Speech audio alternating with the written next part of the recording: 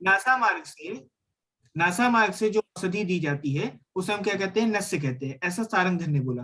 लेकिन जब यही चीज सुश्रुत में पढ़ोगे तो सुश्रुत में बोलता है कि नासा मार्ग से दी गई औषध या औषध सिद्ध स्नेह, दोनों के लिए उन्होंने बोला नस्य। सुश्रुत चिकित्सा 40 में नस्य का डिस्क्रिप्शन आता है, धूम नस्य कवल ग्रह अध्याय में। तो वहां पे सारंगधर में जब पढ़ोगे तो नासा मार्ग से दी जाने वाली औषध को नस्य कहते हैं, जबकि सुश्रुत ने बोला औषध या औषध सिद्ध स्नेह। दोनों चीज लिख लो, ऐसा सारंगधर का लिख लो औषध, और सुश्रुत का लिख लो औषध या औषध सिद्ध स्नेह।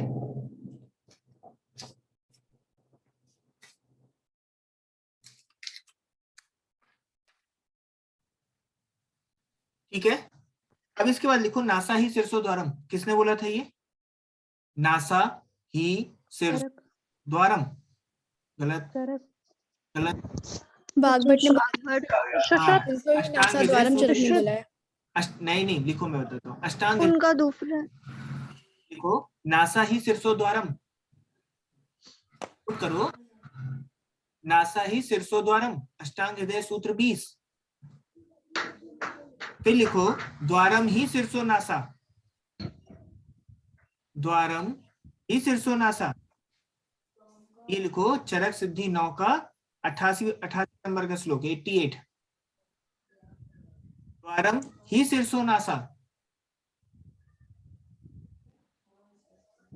पर किसका है ये चरक सिद्धि 9 88 88 9/88।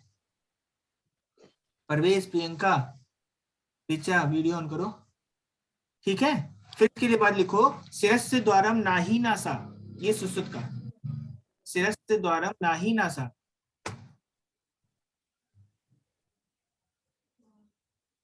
शिरस्य द्वारम नाही नासा। सर फर्क क्या, सब तीनों एक ही तो बात कह रहे हैं। हाँ, तीनों एक ही बात कह रहे हैं, पर क्या करते हैं, ऐसा कोटेशन लिख देते हैं और पूछते हैं ये किसने बोला।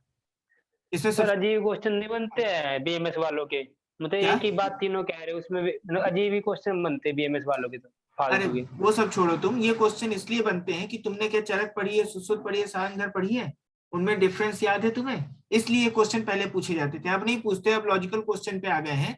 पहले ऐसे क्या है, कंफ्यूजिंग क्वेश्चन ज्यादा पूछे जाते थे, उसको छोड़ दो, उन सब चीजों में मत पढ़ो। अब इसको याद कैसे करना है, देखो चरक क्या है, पीजी के द्वार है। अगर तुम्हें चरक अच्छे से आती है तो पीजी निकल जाएगी ना तुम्हारी, चरक पीजी के द्वार। तो द्वार से अगर कोटेशन स्टार्ट हो रहा है तो वो किसका हो जाएगा, चरक सिद्धि 9 का हो जाएगा। और नासा ही शीर्षोद्वारम से स्टार्ट हो रहा है तो वो किसका हो जाएगा, अष्टांग हृदय से हो जाएगा। और सिर से अगर स्टार्ट होगा तो सुश्रुत का, सा से सिर, सा से सुश्रुत याद रखना। सिर से अगर स्टार्ट हो रहा है तो किसका है, सुश्रुत का। चलो मैं बोलता हूँ, नासा ही शीर्षोद्वारम, अष्टांग हृदय, द्वारम ही शीर्षो नासा, चरक, और शिरस्य द्वारम नाही नासा, शिरस्य नाही नासा। ये क्या है, सुश्रुत का है। ठीक है, अब उसके बाद चलते हैं अपन नस्य के प्रकार में आते हैं। तो जो नस्य के प्रकार है, तो यहाँ पे चरक का देखो, नोट्स में देखो, चरक का सबसे पहला भेद लिखा है कि 5 भेद होते हैं, नावन, अवपीड़न, धमापन, धूम, प्रतिमर्श। नावन, अवपीड़न, धमापन, धूम, प्रतिमर्श। तो इसको ऐसे याद कर सकते हो, ना आधा धूप, ना आधा धूप। तो ना से नावन हो जाएगा, अवपीड़न हो जाएगा, धमापन हो जाएगा, धूम हो जाएगा, प्रतिमर्श हो जाएगा। ये चीज नोट कर लिए। अब इसके बाद देखो सुश्रुत का लिखा हुआ है। तो सुश्रुत ने नस्य के 2 भेद बताए, एक बताया उन्होंने शिरोविरेचन और एक बताया उन्होंने स्नेहन। शिरोविरेचन और स्नेहन, शिरोविरेचन एक प्रकार का अवतर्पण है और स्नेहन एक प्रकार का संतर्पण है। समझ रहे हो, शिरोविरेचन अवतर्पण है और स्नेहन जो है संतर्पण है। इन्होंने एक ब्रॉड उसका क्लासिफिकेशन किया। फिर आगे उन्होंने फिर से उसके 5 भेद बताए, उसी जगह कहा कि उसके 5 भेद और होते हैं। देखो बगल में ही लिखा है, नस्य, शिरोविरेचन, प्रतिमर्श, अवपीड़ और धूमपान। वो प्रथमन, नस्य, शिरोविरेचन, प्रतिमर्श, अवपीड़ और प्रथमन। नीचे इसको देखेंगे कि नस्य किसे कहते हैं, शिरोविरेचन किसे कहते हैं, प्रतिमर्श क्या है, वो नीचे देखेंगे। इसी में देखो एक चीज और लिखी हुई है, ये जो सुश्रुत के जो 2 है ना 5, इसमें नस्य और शिरोविरेचन प्रधान होते हैं। नस्य और शिरोविरेचन को प्रधान बोला, नोट करो, नस्य और शिरोविरेचन प्रधान होते हैं, और जो अवपीड़ और प्रथमन होते हैं ये शिरोविरेचन के अंतर्गत आते हैं। मतलब उसी के दो भेद कह लो, शिरोविरेचन के दो भेद हो जाएंगे, कौन से? अवपीड़ और प्रधमन। वांसुमार।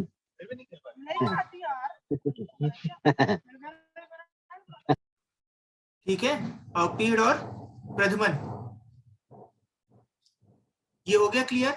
सुश्रुत के अनुसार अगर पूछा जाए तो कितने? 5 भेद होते हैं, 2 भेद होते हैं, और 2 के फिर उन्होंने पुनः 5 भेद बताए।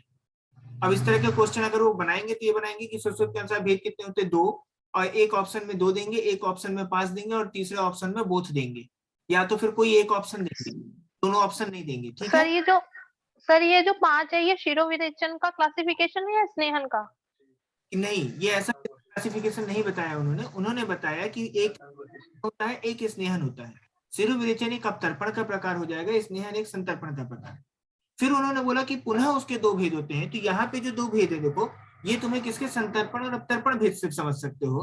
फिर जो नस्य शिरोविरेचन प्रतिमर्श अवपीड़न, ये जो है ना, उनकी डोज, उनमें क्या औषधि यूज हो रहे हैं, इसके आधार पर उन्होंने फिर से बताया। ऐसा उन्होंने लिखा नहीं कि अपन इसके आधार, लेकिन प्रकार हो सकता है। जैसे नस्य है तो वहां पे उसको अपन यूज कर रहे हैं, शिरोविरेचन है तो वो अपीड़न अपतर्पण का एक प्रकार हो सकता है। प्रतिमर्श में हम पर डे देते हैं, 2-2 बूंद देते हैं, और पीड़ में हम लोग उसका कल्क यूज करते हैं, या प्रधमन में हम क्या करते हैं? चूर्ण यूज करते हैं। तो इसके आधार पर उन्होंने बता दिया कि ऐसा भी होता है। पर सुश्रुत ने कोई ऐसा बेस लिख के नहीं बोला कि इसके आधार पर मैं इसके 5 भेद कर रहा हूँ, बस इतना बोला पुनः उसके 5 भेद और होते हैं। अब उसमें बाद में उन्होंने जरूर ये बोल दिया कि इसमें नस्य और शिरोविरेचन प्रधान होते हैं, मतलब ज्यादातर हम वही करते हैं, और शिरोविरेचन के फिर से 2 भेद बता दिया, अवपीड़ और प्रधमन। अवपीड़ और प्रधमन आप याद कर लो, शिरोविरेचन किसका करोगे? आपका। तो अवपीड़ और प्रधमन, शुरू के 2, लास्ट के 2, ऐसा याद रखना। अब चलते हैं अपन सारंगधर के अनुसार।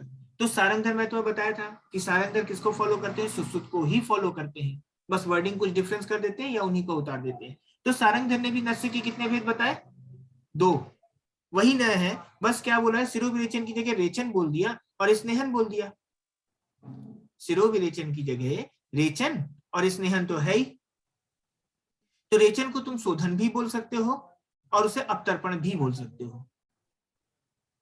शोधन का होगा प्रकार और अपतर्पण का हो जाएगा। और स्नेहन में स्निग्ध कारक होगा, शरीर का स्नेहन करता है, और ये संतर्पण का प्रकार हो जाएगा। ठीक है। फिर जो सारंगधर संहिता में और आगे तुम पढ़ोगे तो वहां पे क्या किया है? रेचन के उन्होंने 2 भेद बताए, अवपीड़ और प्रधमन। रेचन के फिर से 2 प्रकार हैं, अवपीड़ आता है और प्रधमन आता है। ऋचा, परवेश, प्रियंका, पायल, अवपीड़ और प्रधमन। ठीक है। फिर इसके बाद स्नेहन के 2 भेद आते हैं, मर्श और प्रतिमर्श। मर्श आता है और प्रतिमर्श आता है। पिक भेज दूं क्या मैं? चलो भेज देता हूं।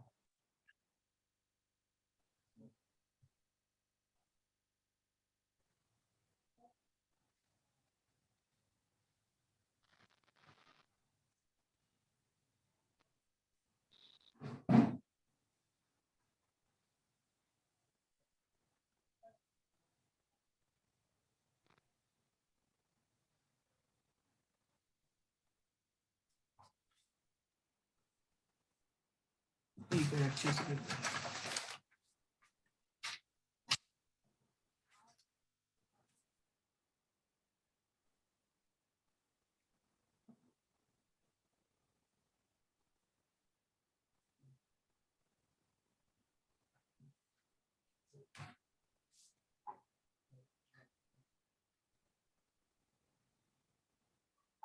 देखो।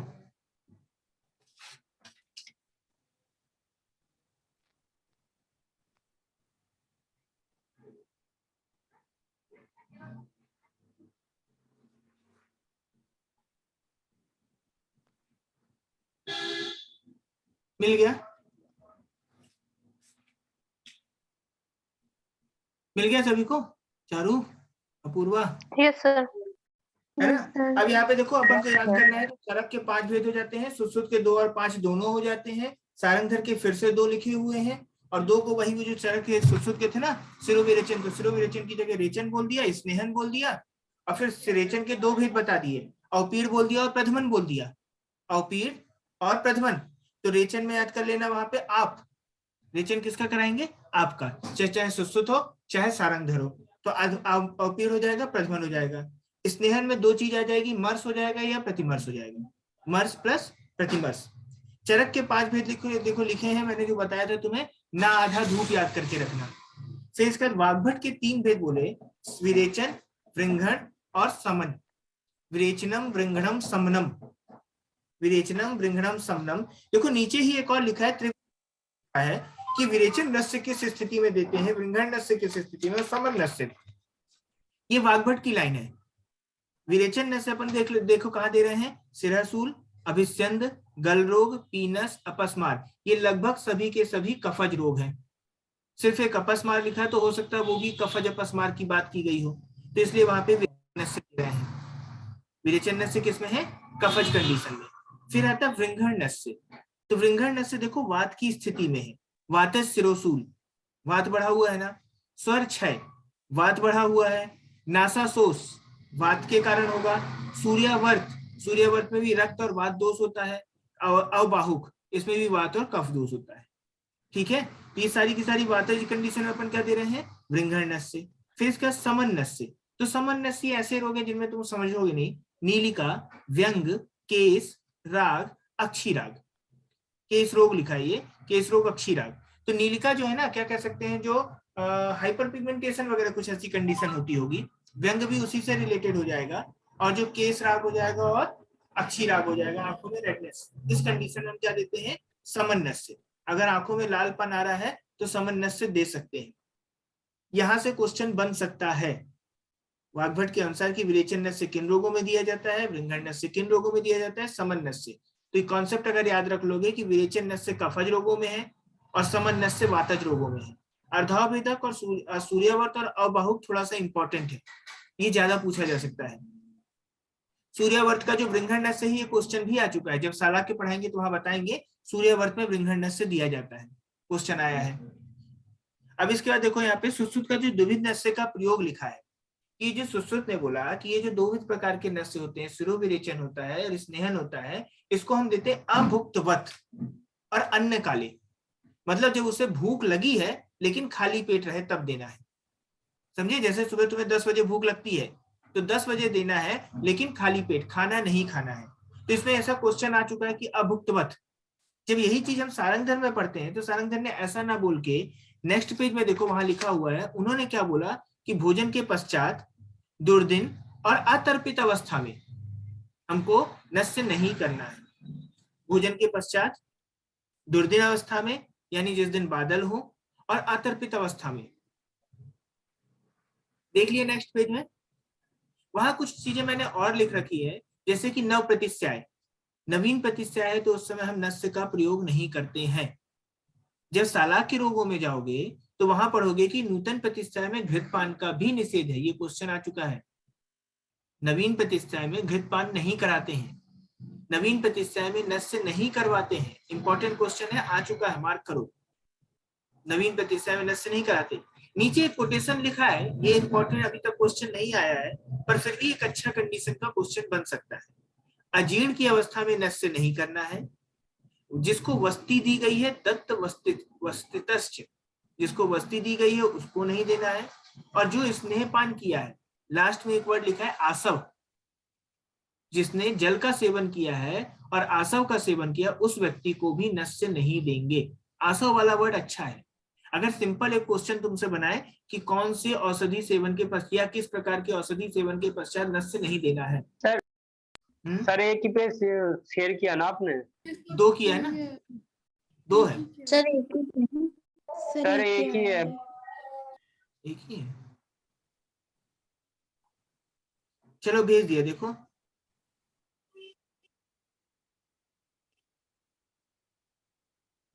कर तो दिया यार,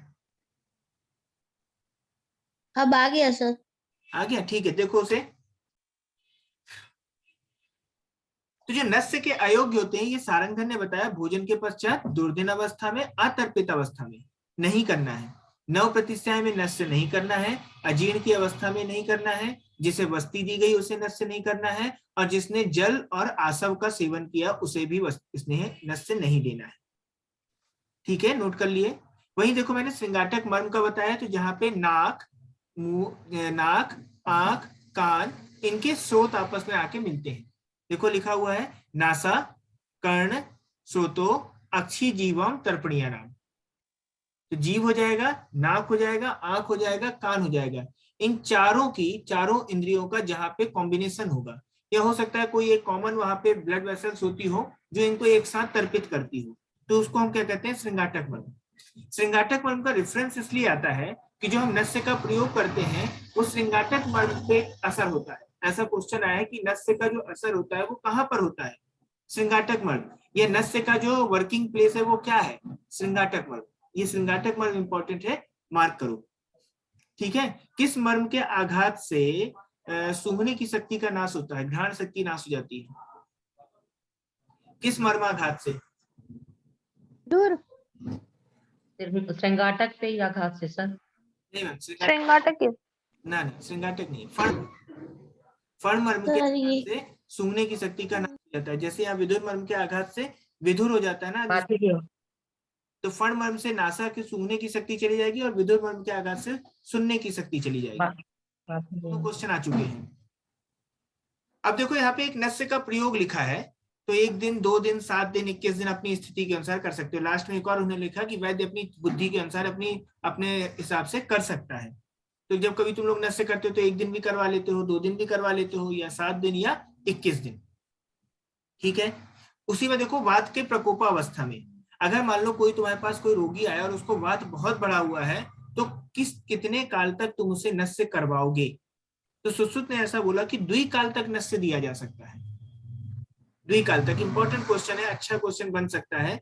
जैसे दंतवन का उसका आता है ना कि दातून कितने बार करना चाहिए, तो दातून का प्रयोग 1 बार लिखा है, लेकिन वाग्भट में द्विकालम लिखा है ना, तो ऐसा ही वर्ड इसमें भी द्विकालम लिखा हुआ है कि वात के अत्यधिक प्रकोप अवस्था में, या इसमें क्वेश्चन बनेगा कि नस्य का प्रयोग द्विकाल में भी किया जा सकता है। किस स्थिति में? वात के अत्यधिक प्रकोप में, पित्त के अत्यधिक प्रकोप में, कफ के अत्यधिक प्रकोप में, या सन्निपातज अवस्था में। वात के अत्यधिक प्रकोप में द्विकाल भी कर सकते हैं। समझ गए? इसके बाद देखो नस्य व्यापन। अब देखो किसी को ना तुम नस्य दे रहे हो और शिरोविरेचन दे रहे हो, तो वहां 2 भेद पढ़े थे ना अपन ने, नस्य और शिरोविरेचन। हारिका कहाँ ध्यान है? नस्य जो है, अगर जब नस्य देते हैं तो दोषों का उत्क्लेश बढ़ जाता है, और जब शिरोविरेचन देते हैं तो दोषों का क्षय हो जाता है। यानी अगर हमने नस्य दे रहे हैं तो हो सकता है वात दोष बढ़ जाए, पित्त दोष बढ़ जाए, या फिर कफ दोष बढ़ जाए। लेकिन वहीं पे हम शिरोविरेचन दे रहे हैं, शिरोविरेचन एक प्रकार का रेचन का ही टाइप है, समझ लो, शरीर में कर्षण करेगा। उस स्थिति में दोषों का क्षय हो जाएगा, वात पित्त कफ कम हो जाएंगे। समझ गए? एक दोष उत्क्लेश आएगी, एक दोष क्षयज अवस्था आएगी। दोष उत्क्लेशज हो जाएगी नस्य में, दोष क्षयज अवस्था जाएगी शिरोविरेचन। तो जो दोष उत्क्लेशज अवस्था है, समन प्लस शोधन करते हैं हम। किसने बोला? सुश्रुत ने बोला। समन चिकित्सा करेंगे, चिकित्सा करेंगे। लेकिन सारंग, म्यूट कर लीजिए सर। लेकिन वाग्भट ने क्या बोला? वमन प्लस शोधन बोला। थोड़ा अलग वर्ड आ रहा है कि वमन वर्ड आया है इसमें। हो सकता है समन लिख रहे हो पर श्लोक में ना वमन वर्ड ही है। हिंदी में भी अगर मैं सोचा कि हिंदी में डिफरेंस हो, पर ऐसा नहीं है। श्लोक में वमन वर्ड आया है, तो वमन प्लस शोधन किसने बोला? सारंगधर। तो क्वेश्चन अगर टफ क्वेश्चन बनाना चाहे तो यहाँ से बन सकता है कि नस्य के दोष उत्क्लेशज अवस्था में सारंगधर के अनुसार चिकित्सा होगी। वमन प्लस शोधन, समन प्लस शोधन, केवल समन, केवल शोधन, ऐसा करके क्वेश्चन बन सकता है। ठीक है, इसी तरह दोष क्षयज अवस्था में वृंघण करना है, चाहे सुश्रुत हो चाहे सारंगधर हो, दोनों ने यही चीज बोली। ठीक है, इसमें ना एक ऐसा आता है कि जो प्रतिमर्श नस्य के काल दिए गए हैं, है ना, वो देते हैं, और नस्य के जो दिए गए हैं, किन किन स्थितियों में नस्य देने से क्या लाभ होता है, वो संहिता में सुश्रुत चिकित्सा 40 से पढ़ाएंगे तो उसमें बता देंगे। तो कवल और रंजन के बाद नस्य सेवन से नेत्र निर्मल हो जाते हैं, ये रीड कर लो, कोई क्वेश्चन नहीं आया इससे। इससे पहले वाले पेज में आओ, इससे पहले वाले पेज में वहां मैं काश्यप का भेद बताना भूल गया। काश्यप ने भी 2 भेद बोले हैं, और जो क्रियाशीलता के आधार पर 3 प्रकार का होता है, रेचन, तर्पण और समन।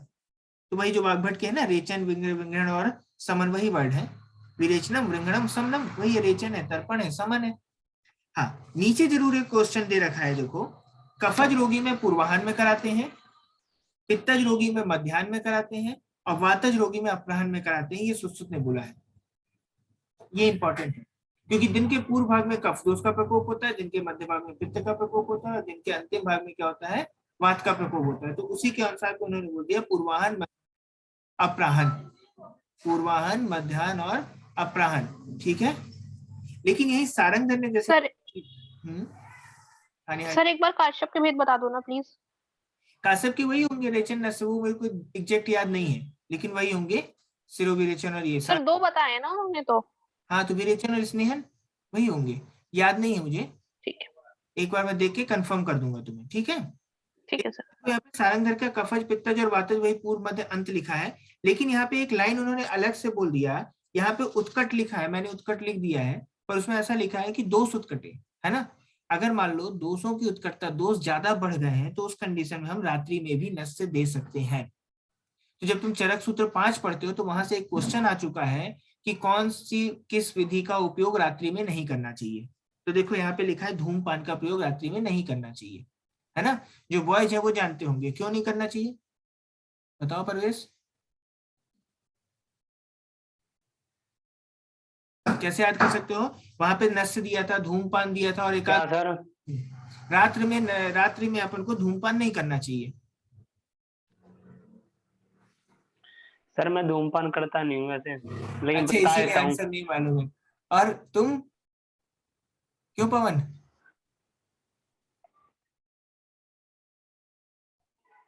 तुम्हें मालूम है? नहीं करता सर, नहीं पता। नहीं पता, अच्छा ठीक है, करता तो मैं भी नहीं हूँ, लेकिन मुझे पता है, देखो बताता हूँ कैसे। सर रात शायद में क्या इसलिए होता हुआ ना, क्या, वो पेट साफ करता है ना, तो तुम्हें कई बार सूखता मार के पेट साफ करते हैं, अब रात में नहीं, कहाँ नहीं, जाएंगे। नहीं, नहीं, याद करने के लिए बस बता रहा हूँ। देखो, छुप के करते हैं धूमपान, अब रात में अंधेरा होता है, अगर छुप के कर रहे हो और कोई आ भी गया तो फेंकोगे तो भी पता चल जाएगा ना। तो इसलिए याद कर लो धूमपान, क्योंकि ये क्वेश्चन ना कई बार गलत हुआ है मेरा, तो इसीलिए तुमको याद करने के लिए बता रहा हूँ। वहां पे नस्य आता है, धूमपान आता है, और एक और 2 ऑप्शन और है, तो उसमें कंफ्यूजन होता है कि कौन सा कर्म रात को नहीं करना है। तो धूमपान रात को नहीं करना है, ये चरक ने बोला है, ये क्वेश्चन आ चुका है, ठीक है। अंधेरे में भी दिखेगा ना जलती हुई सिगरेट, उससे याद रखना। अब आ जाओ नोट्स में, आ जाओ फिर से। अब नोट्स की कुछ चीजें और बता देते हैं। नोट्स में देखो, यहाँ पे एक लिखा है नस्य काल हेतु मर्यादा, तो 21 दिन बस लिखा है, पर 21 दिन बस नहीं है, मैंने तुम्हें बता दिया, 1 दिन भी है, 2 दिन भी है, 7 दिन भी है, और 21 दिन भी है, वो नस्य काल की मर्यादा। एक बार वाग्भट का ऐसा क्वेश्चन आया था कि वाग्भट के अनुसार नस्य काल की अवधि कितनी है, तो उन्होंने 1 सप्ताह दे रखा था, तो वो ऐसा नोट कर लो। फिर क्या देता है नस्य का काल, तो जो नस्य का काल आता है प्रावट्य, शरद और बसंत ऋतु में आता है। प्रावट्य में आता है, शरद में आता है, बसंत, इतना दोषों की प्रकोपावस्था ही है। प्रावट्य में लगभग वात का प्रकोप होता है, शरद में पित्त का प्रकोप है, और बसंत में कफ का प्रकोप है। तो जो प्रकोपावस्था होती है वहां पे अपन को नस्य करना है।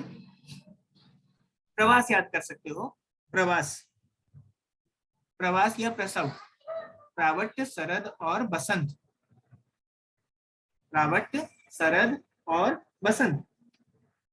शिरोवेचन है तो स्वेदन दिया है, तल स्वेदन दिया, हाथ के तलवे गर्म करके, क्योंकि यहाँ पे आंख होती है तो नाक पे हम डायरेक्ट स्वेदन नहीं करना, ऐसा भी नहीं है। सारंगधर ने ऐसा बोला कि मस्तक और गले का स्वेदन करना है। सारंगधर ने क्या बोला, मस्तक और गले का स्वेदन करना है, पूर्व स्वेदन करना है, फिर उसका अंदर से। समझ लो, इसको कोई नोट करने वाली चीज नहीं है, यहाँ से क्वेश्चन नहीं बनना, सिर्फ सुन लो, ठीक है। हस्ततल स्वेद हो जाएगा चक्षु रोगों में, शिरोविरेचन, ऐसा करके क्वेश्चन आया है। अब चलते हैं अपन चरकानुसार विवेचन। ये जो 5 प्रकार के तुम्हारे नस्य पढ़े ना तुमने, नावन, अवपीड़न, धमापन, धूम, प्रतिमर्श, तो अब नावन किसे कहते हैं, देखो, औषध चूर्ण सिद्ध स्नेह, सिद्ध स्नेह को मार्क करो कि जो औषध के चूर्ण से तुमने स्नेह सिद्ध किया, उससे जो नस्य देते हैं उसे हम कहते हैं नावन। फिर नीचे लिखा अवपीड़न, अवपीड़न में औषध का कल्क, ये क्वेश्चन भी आ चुका है, तो जो औषध का कल्क होता है उससे नस्य देंगे वो अवपीड़न है। और धमापन मतलब क्या होता है, औषध चूर्ण, 6 अंगुल लंबी पाइप लेंगे और उस पाइप में उस चूर्ण को रख नाक में फूंक देंगे, इसको क्या कहते हैं, प्रधमन नस्य कहते हैं, या इसी को धमापन कह देंगे। धूम का क्या लिखा है, औसत सिद्ध धूम का नस्य, कोई चीज तुमने दिया, उसका औसत लिया, उसका धूम बनाया और उसको नाक में जाने दिया, तो वो कौन सा हो जाएगा, औसत सिद्ध धूम का नस्य। प्रतिमर्श में क्या हो जाएगा, अंगुली से स्नेह टपकाने को क्या कहते हैं, प्रतिमर्श कहते हैं। ठीक है, प्रतिमर्श मतलब जो डेली दी जा रही है वो मात्रा। तो ये तुम एक बार पढ़ लोगे समझ में आ जाएगा, इसमें कोई ऐसी बड़ी बात नहीं है। औसत सिद्ध स्नेह नावन, इतना बस मार्क करना। अवपीड़न में कल्क मार्क करना, धमापन में औसत चूर्ण मार्क करना, धूम्र में धूम में धूमी हो जाएगा और प्रतिमर्श में स्नेह हो जाएगा। इसके बाद चलते हैं भेद। भेद बहुत इंपॉर्टेंट है क्योंकि सारे के सारे एक से लगते हैं, तो इसके कारण कंफ्यूजन करते हैं कि कौन सा किसका भेद है। तो नावन में आता है स्नेहन और शोधन, स्नेहन करने वाला, शोधन करने वाला, तो दो ही है, तुम जब से यही पढ़ रहे हो, एक शोधन और एक स्नेहन। तो शिरोविरेचन, शोधन वाला कौन सा है, शिरोविरेचन हो जाएगा, और ये वाला कौन सा हो जाएगा, स्नेहन हो जाएगा। ये नावन के भेद है। अवपीड़न में आता है शोधन व स्तंभन। अवपीड़न में क्या आता है, शोधन और स्तंभन वाला क्या कहलाता है, अवपीड़न। या तो जहां अपन को शुद्धि करना है, निकालना है, या जहां ज्यादा बह रहा है तो उसको रोकना है, अपोजिट कर्म है दोनों, शोधन और स्तंभन। याद कैसे कर सकते हो, अब स्तंभ पर शोध करो, अब स्तंभन पर शोध करना है। अब तुम लोग जाओगे पीजी में तो तुम लोग स्तंभन पर शोध करना, तो स्तंभन और शोधन किसके भेद हैं, अवपीड़न के। अब स्तंभन और शोधन पर शोध, अब स्तंभन पर शोध, ठीक है, भेद याद रहेगा। फिर धूम में चलते हैं, तो धूम के यहाँ भेद बताएं, विरेचनिक, स्नेहिक, प्रायोगिक। तो ये तो चरक के अनुसार लिखे हैं, फिर सारंगधर के अनुसार भी हैं, सुश्रुत के अनुसार भी हैं, ये मैं तुम्हें और डिटेल में पढ़ाऊंगा, अभी यहाँ पे इतने ही देख लो, विरेचनिक, स्नेहिक और प्रायोगिक।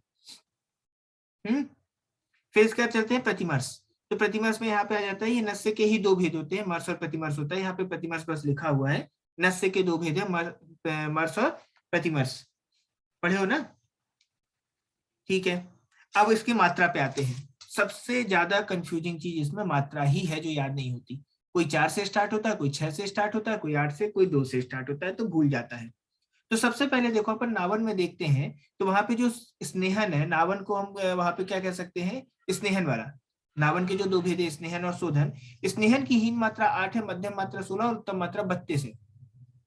तो किससे स्टार्ट कर रहे हैं, 8 से। तो याद कर लो 60, स्नेहन 60, स्नेहन 60, 60 के ऊपर जो लोग चले जाते हैं उनको स्नेहन की जरूरत पड़ती है ना। स्नेहन 60, तो 7 से क्या हो जाएगा, सुश्रुत हो जाएगा, 7 से स्नेहन हो जाएगा, और 8 से क्या हो जाएगा, 8। तुमको 2-4 बार मैं ऐसे वर्ड बता चुका हूं ना, 60 वर्ड। तो 8, 6, 8, 16, 32, 8 आता है, 16 आता है, 32 आता है। तो जब सुश्रुत में यही चीजें तुम श्लोक में देखते हो, तो वहां पे आता है, वर्ड लिखो उसके लिए, ये जो 8, 16, 32 इसके लिए वर्ड लिखो, प्रदेशनी पर्व द्वय निःसृता। नोट करो परवेश, प्रदेशनी पर्व द्वय निःसृता। पायल, रिचा, वीडियो क्यों नहीं ऑन कर रहे तुम लोग, प्रियंका, प्रदेशनी पर्व, नेट खत्म हो गया। और रिचा तुम्हारा, प्रियंका सर प्रदेशनी के बाद प्रदेशनी पर्व द्वय निःसृता। देखो प्रदेशनी उंगली इसे कहते हैं, और ये पर्व द्वय इसके ही हो जाएंगे, 2 पोर। तो 2 पोर को उंगली में ऐसे डुबोएंगे, घी में डुबोएंगे और उसके बाद निकालेंगे, तो जो मात्रा गिरती है उसको हम क्या कहते हैं, प्रदेशनी पर्व द्वय निःसृता प्रथमा। तो जो एक बार तुमने घी में डुबोया और उसको निकाला, तो जितनी मात्रा गिरेगी उसे हम क्या कहेंगे, प्रथमा मात्रा। वो कितनी होती है, 8 बूंद, ठीक है। फिर इसके बाद जो द्वितीय मात्रा होती है वो कितनी होती है, 16 उत्तमा, मतलब 16 बूंद दोनों नाक में, और उसे कहते हैं सुक्ति प्रमाण। और जो तीसरी मात्रा होती है 32 बूंद होती है, उसे हम कहते हैं पाड़ी सुक्ति। तो कहीं ऐसा कोटेशन आ जाए ना कि इसकी मात्रा क्या हो जाएगी, प्रथमा हो जाएगी, सुक्ति हो जाएगी और पाणी सुक्ति हो जाएगी। तो जो सुक्ति वर्ड आता है किसके लिए, 16 बूंद के लिए आता है, पाणी सुक्ति जो वर्ड आता है 32 बूंद के लिए आता है, याद रखना इस चीज में, हाँ भूलना नहीं। अब इसके बाद चलते हैं अपन किसमें, रेचन, जिसे हम कहते हैं शोधन। तो शोधन की जो हीन मात्रा है 4, 6, 8, तो इसको याद कर लो, शौच। शौच याद कर सकते हो, शोधन अपन में क्या करते हैं, विरेचन करवाते हैं ना, शौच करवाते हैं उसे बार बार। तो 7 से शोधन हो जाएगा और 4 से स्टार्ट हो जाएगा, 4, 6, 8, 4, 6, 8, 60 याद करना, 8, 16, 32, सोच याद करना 4 6 8। थक गए? अभी तो बहुत है, और ये बहुत कठिन पोर्शन है। नस वाले क्वेश्चन बहुत गलत होते हैं। ठीक है चलो, धमापन में क्या करते हैं, 3 मुचटी प्रमाण में। किसी को चूर्ण फूकना है तो हमने पाइप ली, उसमें 3 मुचटी ऐसे छोड़ दिया और उसको फूक दिया। धमापन 3।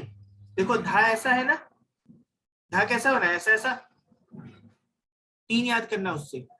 धमापन 3 मुचटी। ठीक है, अब इसका धूम पे चलते हैं। तो धूम का भी बस यहाँ पे चरक का देख लो, फिर बाद में डिटेल वर्णन करेंगे, डिटेल डिस्क्रिप्शन देखेंगे। विरेचनिक, स्नेहिक, प्रायोगिक। विरेचनिक एक रेचनिक वाला हो जाएगा, स्नेहिक हो जाएगा, प्रायोगिक हो जाएगा 24 32 36।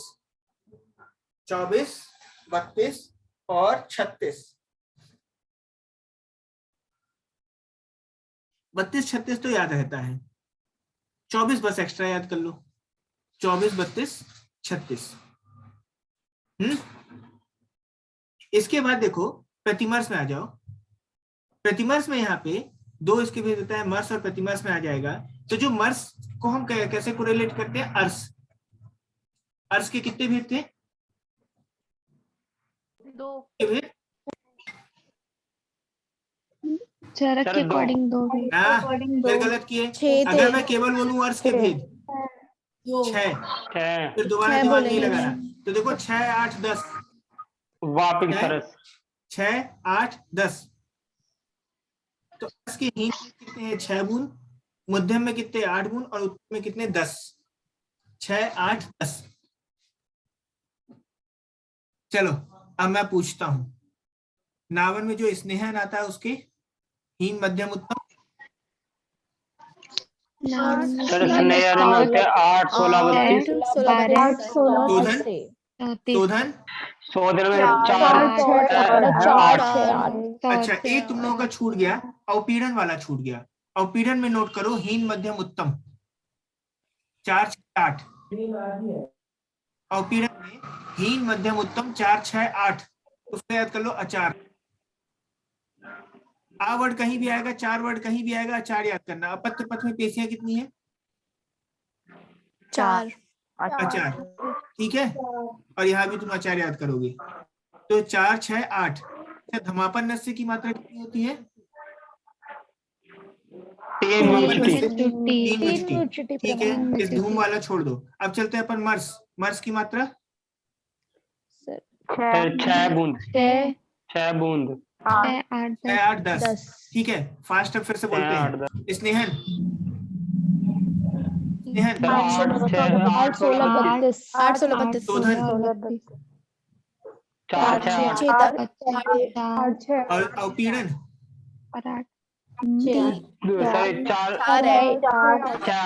4 सेम। धमापन। मुचटी। ठीक है, इसका प्रतिमर्श 2 6 बूंद 8 10। 4 6 8 10। देखो एक चीज और नोटिस करना, सभी में सिर्फ 2 2 बढ़ रहे हैं। 4 6 8, अवपीड़न में 4 6 8, मर्स में कितना 6 8 10, 2 2 बढ़ रहे हैं। फिर एक ही गड़बड़ है, कौन सा, उसमें क्या है 8 16 32। डबल हो रहा है। 8 16 32, इसको अच्छे से याद रखना। हाँ, ये गड़बड़ करोगे तुम, स्टार लगा लो, वही तुम्हारा गड़बड़ होगा और कुछ नहीं गड़बड़ होगा। बाकी अब तुम संख्या में नहीं फंसोगे। हीन मध्यम उत्तम, और एक चीज याद रखना, हमेशा हीन मध्यम उत्तम की तरफ ही चलना, और कोई सीक्वेंस मत बनाना। ठीक है, अब देखो धूम में आते हैं तो वैरायटी कितने होते हैं, 24 होते हैं। इसमें ही कितने होते हैं, 32 होते हैं। और प्रायोगिक कितने होते हैं, 36 होते हैं। ये याद रख लेना, 24 32 36। अभी धूम के और भेद बताएंगे तो उसमें हो जाएगा।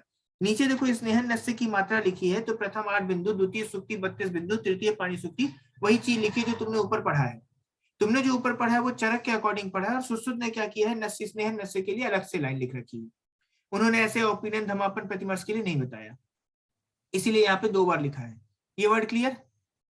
सुश्रुत चिकित्सा 40 में, सुश्रुत चिकित्सा 40वें चैप्टर का नाम क्या है, सुश्रुत चिकित्सा 40वें चैप्टर का नाम बोला तो था अभी पहले, धूम, नस्य और कवल ग्रह। ठीक है, अब स्नेहन के पश्चात कर्तव्य में क्या बोला है कि गर्म पानी पीना है। जैसे स्नेह क्या करते हैं, अपन ने स्नेहन दिया तो जो मुंह में आ गया उसे थूक देना है, पहला काम। पुंसवन संस्कार में क्या करते हैं, थूकते हैं कि निगल जाते हैं? पुंसवन संस्कार में जो अपन द्रव्य डालते हैं उसको थूक देना चाहिए कि निगल लेना? निगल लेना चाहिए ना सर? निगल लेना चाहिए। पुंसवन संस्कार में निगल लेना चाहिए, लेकिन जब अपन नस्य करते हैं, प्रतिमर्श करते हैं, तो उसमें क्या करते हैं, थूक देना चाहिए। ठीक है, सारंगधर संहिता पढ़ोगे तो उसने थूकने की विधि बताया है कि मुख को, जैसे वो व्यक्ति क्या करेगा, 5, 7 या 10 वाक मात्रा तक लेटा रहेगा, और फिर उसके बाद क्या करेगा, वाक मात्रा नहीं, कुछ और वर्ड है उसमें, इतनी देर तक लेटा रहेगा, फिर उसके बाद उठ के बैठेगा, तो दाईं तरफ या बाईं तरफ मुख करके थूकेगा, सामने की तरफ नहीं थूकेगा। क्यों सामने की तरफ नहीं थूकेगा? सामने डॉक्टर बैठा हुआ है, चिकित्सक होगा सामने से। ऐसे ही है? नहीं, ऐसा नहीं है। उसमें बोला है कि सारंगधर ने कि यदि सामने की तरफ वो थूकेगा तो हो सकता है कि उसे कोई कॉम्प्लिकेशन आ जाए, क्योंकि ऐसे होगा डायरेक्ट उसे प्रेशर आएगा। लेकिन जब इधर तरफ मोड़ के रखा है तो देखो यहाँ पे ट्रैकिया में कुछ ना कुछ उसके दबाव आ रहा है, या इस तरफ मोड़ के रखा है तो कुछ ना कुछ उसे चेंजेज आएगा, डायरेक्ट फोर्स नहीं लगेगा। इसलिए वहां पे क्या बोला है, दाईं तरफ या बाईं तरफ मुख करके थूकना है, पर सामने की तरफ डायरेक्ट नहीं थूकना है। तो क्योंकि सामने डॉक्टर बैठा हुआ है इसलिए नहीं थूकना है। ठीक है, फिर इसके बाद सर जब हर्निया का पेशेंट आया था ना ओपीडी में सर्जरी वाली, तो मैंने पूछा था, सर कहते साइड करके खांसो। मैंने पूछा था उनसे साइड क्यों करवा रहे थे, सर बोल रहे थे मुंह पे थोड़ा ना खसवाएंगे उन्हें। हाँ, सामान्य सी बात है कि साइड करके खाना, क्योंकि उसको तुम खांसने को बोलोगे तो हम मुंह पे ही खांसेगा, उसको मतलब नहीं है, तो साइड करके खांसने के लिए उसे हमेशा बोलते हैं। पर यहाँ जो साबन साइड करके थूकने को कह रहे हैं, यहाँ उनका कुछ लॉजिक है। जब अपन ऐसे करते हैं तो देखो कि स्टेनोक्लीडोमास्टाइड मसल्स वगैरह कॉन्स्ट्रिक्ट होती होंगी, या ट्रैकिया वगैरह कॉन्स्ट्रिक्ट होती होंगी, तो जो नीचे से जो फोर्स आना है वो ना आके केवल ऊपर का फोर्स आना है। यहाँ पे अपन थूकने का क्या पर्पज होता है, जब यहाँ नाक से औषधि जाती है तो जो जितने दोष होते हैं उसको कलेक्ट करके वो लाती है, और उस दोष को हम कलेक्ट करके थूकना है। तो जब हम लोग ऐसे करके रखेंगे तो नीचे का ये ब्लॉक हो जाएगा, और नीचे का ब्लॉक होगा तो नीचे से कंटेंट ना आके केवल ऊपर से कंटेंट आएंगे, इसलिए शायद हो सकता है उन्होंने बोला हो कि साइड करके थूकने को बोला हो। ठीक है, अब इसके बाद अपन आते हैं, देखो नीचे कि शिरोविरेचन स्नेह की